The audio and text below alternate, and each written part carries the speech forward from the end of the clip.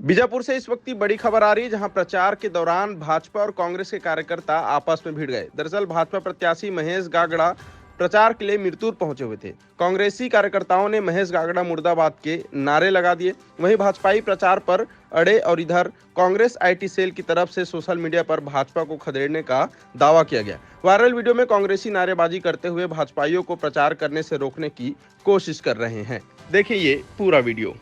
कल वहाँ से बेटा तो बड़े बड़े बात है।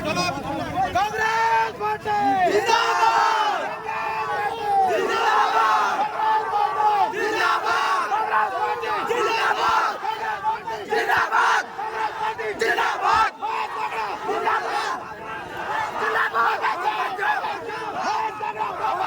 वापस जाओ वापस जाओ वापस जाओ वापस जाओ